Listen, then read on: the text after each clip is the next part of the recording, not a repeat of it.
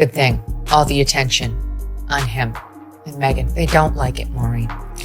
I know, because, I mean, how can one monetize oneself? We're barely halfway through 2025, and Meghan Markle and Prince Harry are already strong contenders for the most publicly disgraced couple of the decade. From courtroom disasters to one reputational blow after another, the self-declared Duke and Duchess of Netflix have turned scandal into their full-time career. Their desperate addiction to playing the victim, chasing the spotlight, and clinging to relevance hasn't just backfired, it's blown up in their faces like a bad Hollywood script. And now, with Megyn Kelly leading a savage no-mercy takedown, that's catching fire online. The mess they've made is only getting uglier. Why'd he show up? If he hates attention, he can't stand the attention. It's bad that people are interested in his marriage and in him. But here I am, look at me.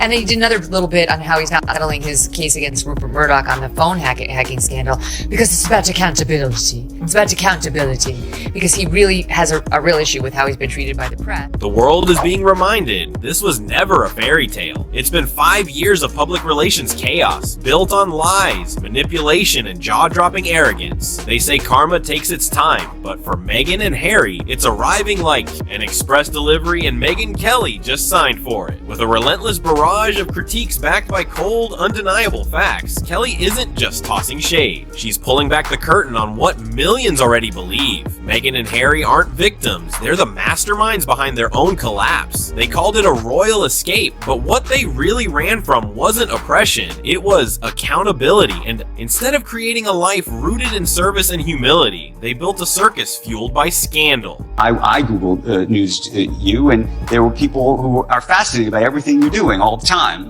They're fascinated by Megyn is in California right now, and you're here, and there's articles left and right about, why are you doing independent events? Why are you doing that? Today, we're breaking down 3 of their most shameless moves, starting with the infamous Oprah interview. In March 2021, Prince Harry and Meghan Markle sat under a California tree with Oprah Winfrey and did what they do best, played the victims while torching every bridge behind them. It became one of the most watched interviews of the decade, and one of the most dishonest. Meghan dropped explosive claims with zero proof, including the accusation that a senior royal made racist remarks about their unborn son. No names, no dates, just a carefully crafted hint meant to smear the entire royal family. That single claim triggered global outrage, and yet not one shred of evidence has surfaced to back it up. Do this for my family.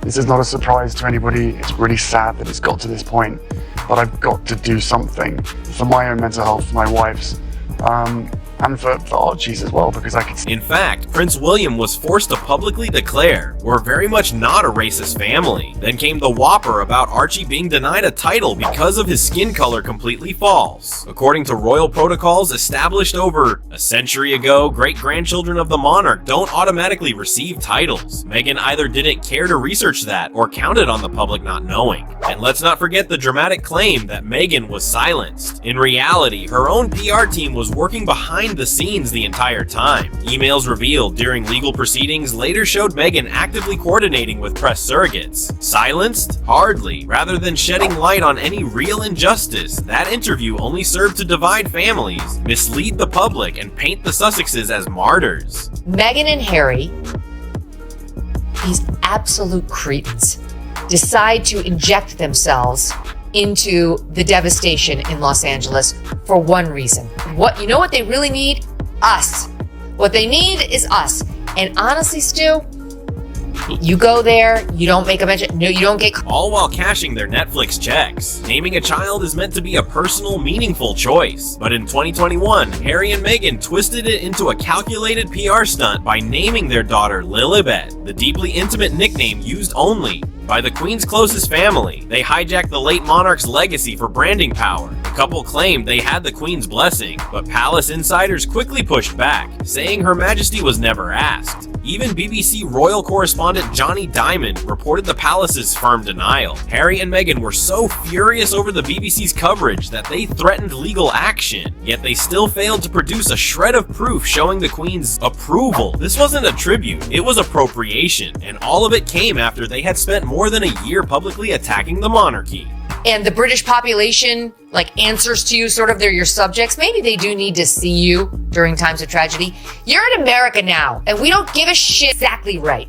disaster tourists. I'm going to have to now withdraw that Nobel Peace Prize I earlier offered you after your words on poor Meghan. By the way, Then, out of nowhere, they used the Queen's childhood nickname to suddenly paint themselves as part of the royal family again. It was a painfully obvious attempt to claw back some kind of royal legitimacy, all while continuing their profit-driven attacks on the very institution they'd abandoned.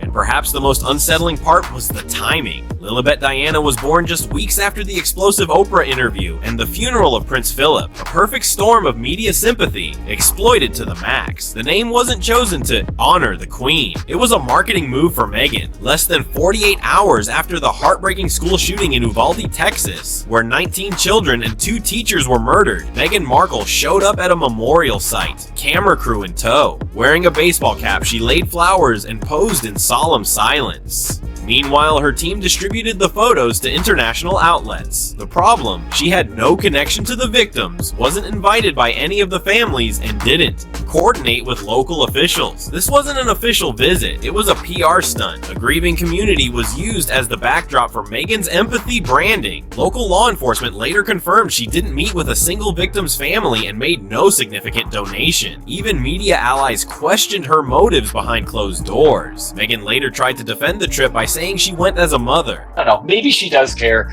I do think at the end of the day, she doesn't. The priorities The seem to Queen be was her dying. face on camera. The Queen's husband was dying, and she went on herself, and I include Harry in that. She cares about her image. That's why she's there. That's why she's writing positive messages on bananas to sex workers, which just happens to be on camera. But the exploitation was undeniable. Tragedy turned into a photo op. Grief became a platform for publicity. This wasn't solidarity. It was self-promotion in its most disturbing form. So, what do you think? Was it a calculated media stunt or just another display of tone-deaf narcissism? And if this is how 2025 is kicking off, how far will this disaster duo go to stay in the spotlight? Drop your thoughts below, and don't forget to subscribe for the next deep dive into royal chaos. You'd think that after the Oprah fallout and the Uvalde backlash, Harry and Meghan would finally step out of the spotlight, but no, the circus rages on. From failed product lines to memoir meltdowns and more explosive accusations of racism, the disaster couple keeps finding new ways to implode. Let's dive into 3 more scandals that prove their fall from grace wasn't an accident. It's the product of unchecked arrogance, relentless manipulation, and chaos they created themselves. Starting with the DIY bath salt debacle, when wellness turned worthless and Meghan's soft launch into a wellness empire fizzled before it even began. Herself right in the heart of it on camera where you know you'll become the story. She did the same thing after Uvalde. She flew down there and made sure she got on about her image. Yeah, I cannot disagree with one part of that. And that's sad because there's no, An exclusive bath salt collaboration with influencer and entrepreneur Ronnie Patrick was supposed to mark Meghan's graceful entry into the wellness world. But like most ventures tied to the Sussex brand, it quickly descended into chaos. Marketed as spiritually healing and hand-curated by Meghan herself, the product launched with great fanfare until the complaints started pouring in. Reports of skin irritation, strange textures, and questionable ingredients spread rapidly online. Patrick later threatened to sue Meghan for $10 million in damages, claiming in leaked legal documents that Meghan's DIY bath salt formula had wrecked her skin. This wasn't just a business flop. Meghan set out to sell healing and ended up selling hype, wrapped in humiliation. have acting anymore. She's actually picked a profession that somehow is like more conceited and more self-indulgent than acting, which is, I mean, look, if she could raise a bunch of money, which she could, and donate it to these people, that would be great. But her going down there and doing something on the ground does absolutely nothing. Harry's 2023 memoir, Spare, was promoted as a deeply personal journey. What the world got instead was a hardcover tantrum. At 416 pages, it read more like a therapy transcript than a royal autobiography, and what it revealed was downright embarrassing. He admitted to using drugs, including psychedelics and cocaine. He confessed to killing 25 Taliban fighters, reducing the horrors of war to a cold body count, sparking global outrage from veterans. He aired petty grievances about his brother, his father, and even staff who once worked for his late mother. He even complained about having a frostbitten penis. Yes, that made it into the book, but the most damaging part? He dragged the monarchy through the mud for the world to see. Takes the Netflix check. You know why she can't air her special? Because it's all about her Martha Stewart type reinvention in her huge mansion, even though it's not her mansion, it's a rented mansion. To release this steps from the ashes, including of her neighbors in LA, her dead neighbors, and their... Then he acted shocked when his popularity tanked. British military leaders called him reckless. Royal experts labeled Spare the most damaging memoir ever written by a royal. His approval ratings in both the UK and the US hit rock bottom. And let's not forget, this is the same Harry who once condemned the press as intrusive and begged for privacy. Yet here he was, cashing in on every intimate detail for millions. Spare didn't offer insight, it offered spectacle. In the Dutch edition of the book, 2 senior royals were named in the ongoing royal racism controversy, referring to the alleged remarks about Archie's skin tone first mentioned in the Oprah interview. The English version redacted the names, but the Dutch publisher somehow printed them in full. The fallout? Public opinion shifted again, not against the monarchy, but against Meghan. By letting a surrogate name-drop royals and then feigning innocence, she only deepened the public's view of her as manipulative and deceptive. And for Harry, it was another nail in the coffin of trust with his own family. They tried bath salts. They tried bestsellers. They tried burning every bridge they crossed. But in the end, all they really exposed was themselves. So what's next? A lawsuit? Another tell-all? Or maybe another PR moment starring invisible children? Drop your thoughts below on which scandal is about to explode next. waves. Otherwise, you'll have people like me all over you for being disgustingly insensitive. All right, we have to move on because there's a couple things we have to hit. So tomorrow we have the Pete Hegseth. Oh yeah, that's it. It can ruin your sleep. It can creep into your relationships. It can wreck your happiness. There are ways to get help. You don't have to just sit and suffer alone and in silence. Let me tell you about Done with Debt. They have aggressive... And don't forget to like, share, and subscribe for the next chapter in this never-ending royal disaster saga. Just when you thought Harry and Meghan had hit peak absurdity, they turned their Netflix deal into a hit piece, accepted an award meant for a war hero, and Meghan somehow managed to hijack the Invictus Games. The Netflix mockumentary, 6 episodes of carefully polished smears, was sold as a groundbreaking inside look into their personal struggles.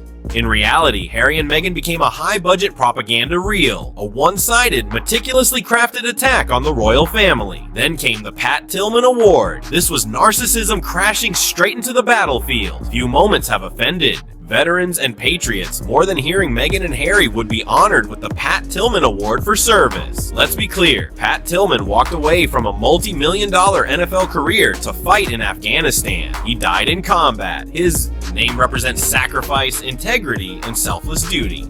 And yet, ESPN decided to hand that award to the Sussexes for their involvement with the Invictus Games. The backlash was swift and scathing. Gold Star families, veterans, and military organizations all spoke out in protest. Even Pat Tillman's own mother, Mary Tillman, revealed she was never consulted and openly opposed using her son's name to honor celebrities. And here's the cruel irony. This award came at a time when Harry was actively suing the UK government for taxpayer-funded security. Apparently he's a hero when there's a trophy on the table, but a victim when he doesn't get VIP treatment. Meanwhile, Meghan turned the Invictus Games into her personal runway show. When Prince Harry launched the Invictus Games in 2014, it was one of his most respected efforts, a noble initiative honoring wounded servicemen and women. But by 2023, under Meghan's influence, the Games began to resemble a red carpet spectacle. More than a veterans competition, she treated Invictus like it was Paris Fashion Week. Even worse, former Invictus athletes privately voiced their discomfort with the shift. What started as a powerful tribute to recovery and resilience was being warped into a PR platform for the Duchess. One UK veteran, quoted anonymously in the Telegraph, said it